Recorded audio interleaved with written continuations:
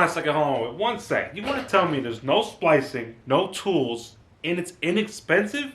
No shot, bro. Let's get it.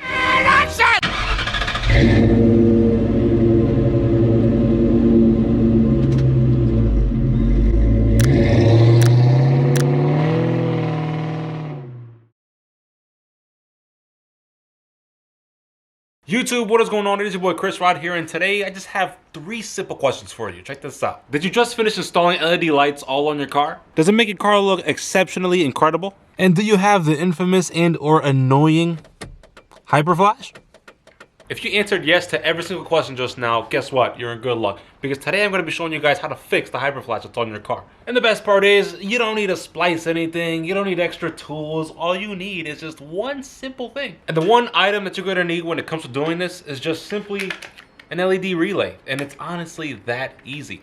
Now, here's one little quick note. For the purpose of this particular video, this particular relay is going to work from the year Mustangs of 1994 all the way to 2004. But this particular model is the EP27 relay. So it's that easy. You can literally get this on Amazon. You can go to Advance. You can go to AutoZone, anywhere that you please. Just get the EP27 relay. And guys, if you really want a link, it will be down in the description below. Go check it out. There's a good chance that this relay in particular may work for a whole bunch of other Fords, but the easiest way to tell, just to make sure that the relay will work on your car, pull your old relay out and look at how many pins is actually on the particular relay. Then you'll be able to know. And if you're wondering why this happens in particular with the so-called Hyperflash and so forth, I'm gonna be really honest with you, I have zero idea. But here's what I will tell you. We got a 20-year-old car with halogen technology, and then we have our new technology with LED, so you can kind of get the gist and say that they are not gonna marry together, and then you need something to help it out. And that's where our good old LED relay is gonna help marry these two components together.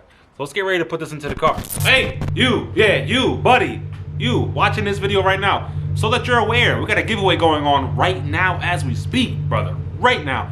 All you gotta do is these simple things. Just go over to the video that's in the link down below, and you'll be able to win one of these shirts, because it'll be a one of one, and as well, $100 gift card to your choosing. Yo, go check out the video. Let's go. So first thing you need to do is locate your old relay, and lucky for the SN95 owners, you go into the driver's door. Go right over to your fuse box. You see that yellow box, you know, right over there?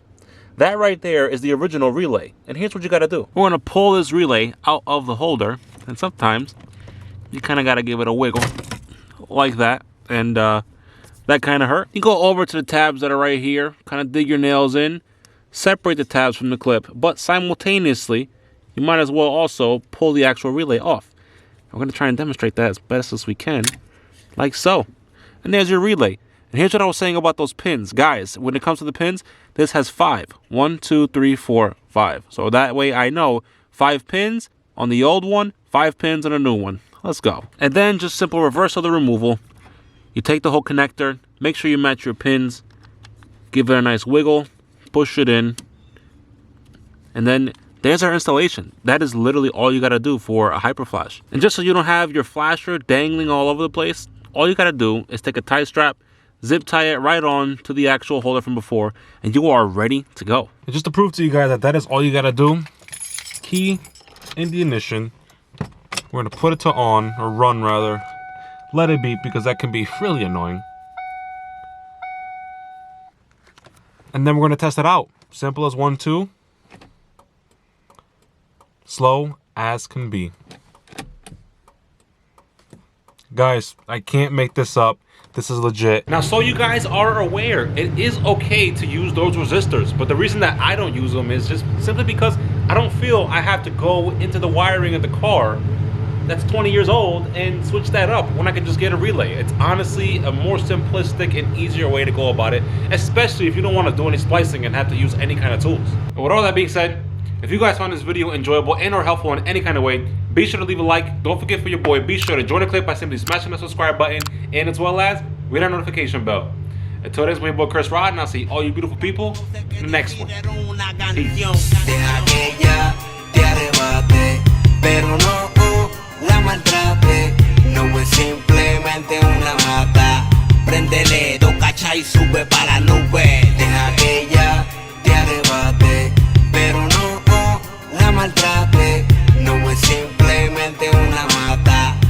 del dedo, cacha y sube para la nube.